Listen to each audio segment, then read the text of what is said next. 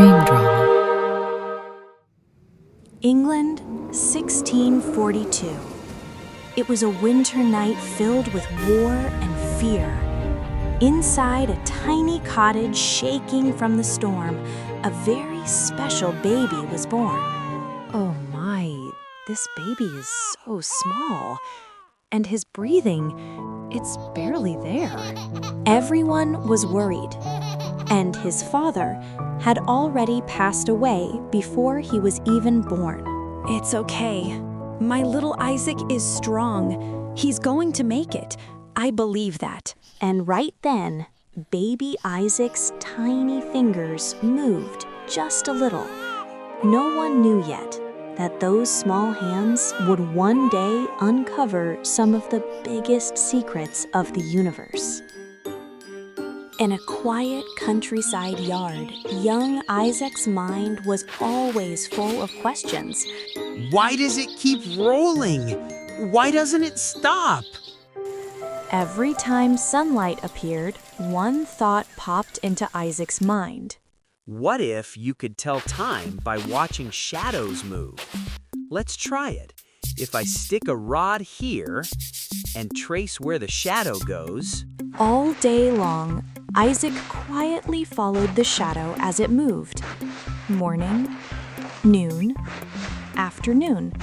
Like it was keeping a promise, the shadow changed its position every time. Yes, that's it. This is how it moves. A few days later, a small sundial stood in front of the farmhouse. It was Isaac's very first invention. This thing's really accurate. Who made it? I heard it was Isaac. Soon, Isaac got curious about something else. Can wind move things too? If I tilt these wooden pieces like this, the wind should push them when it passes by. Whoa, it's spinning! The wind is giving it power. To him, it was proof that wind carried real force. And that winter, Isaac felt deep loneliness for the first time. Mom, where are you going? Isaac, you'll stay at your grandmother's. I have to start a new family. That day, Isaac felt a pain he couldn't explain. He was simply very alone. That loneliness grew deeper, and one day it became his powerful focus. What's this? I've never seen drawings like this. I was drawing how the earth moves around the sun. Isaac was a little different from the other children. He asked too many questions and thought deeply. Isaac, there's something special in the way you think. That day, Isaac met an adult who truly understood him for the first time.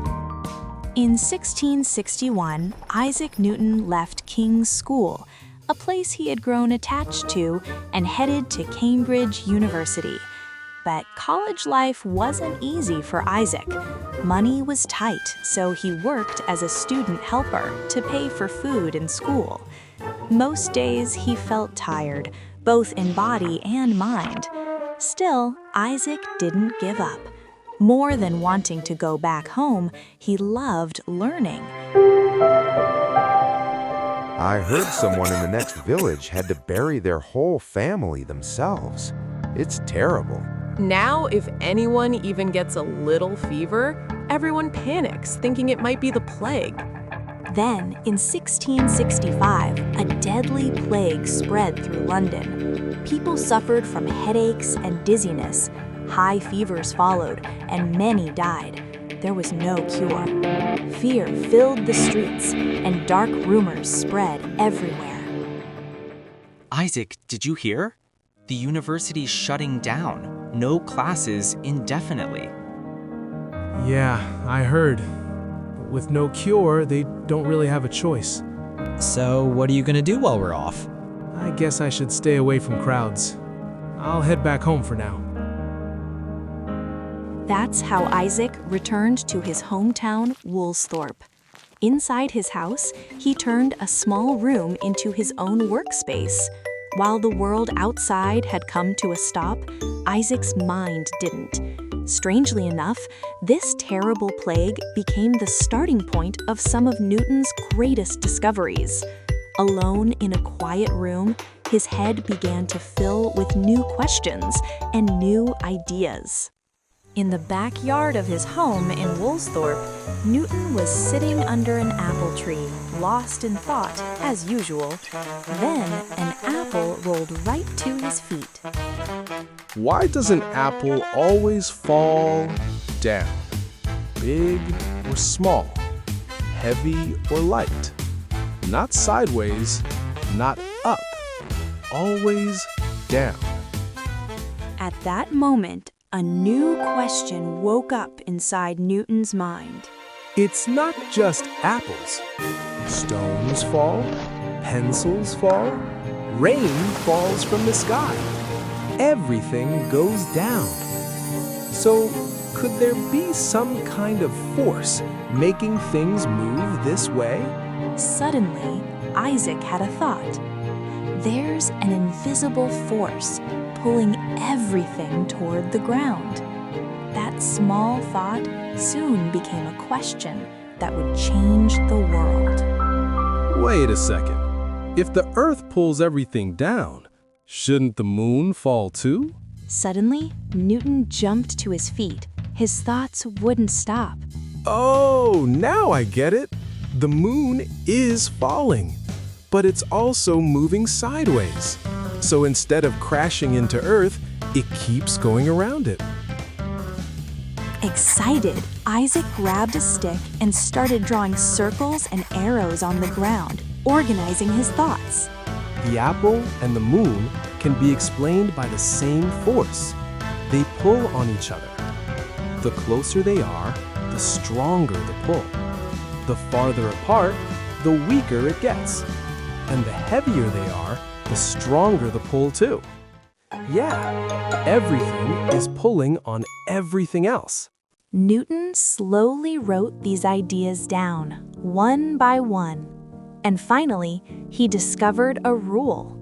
With this one rule, apples, the moon, and even the stars could all be explained. This was the beginning of gravity, universal gravitation. One day in 1664, 22-year-old Newton walked through Stourbridge Market, just like he often did. He wasn't very interested in food or daily supplies, but books from other countries and strange-looking tools always caught his eye. That's when he noticed something shining in the corner of a glass shop. Sir, is that a prism? That's right. A skilled craftsman made it by hand. I'll take one. A prism is a piece of glass shaped like a triangle. When light passes through it, white light suddenly spreads out into rainbow colors. As soon as Newton got home, he started experimenting. He held the prism up to the sunlight coming through the window. Whoa, the light is splitting. So white light isn't just one thing, it's made of many colors. Most people at the time simply accepted what famous books said, but Newton never did. He always asked, "Is that really true?" And whenever he could, he tested it himself. Because of this curiosity, doubt, and hands-on experimenting, Newton discovered things others never noticed. That's how Newton realized something amazing. White light isn't simple at all. It's a mix of many colors. This discovery became the starting point of modern optics and changed the way we understand light. Newton's world wasn't bright from the very beginning. His father passed away before he was born, and even his mother left to live somewhere else. That Newton turned his time alone into questions. So what about you today? In moments of loneliness and failure, when it feels like nothing is changing at all, what question are you holding on to until the end? Dream Drama. Please subscribe and like.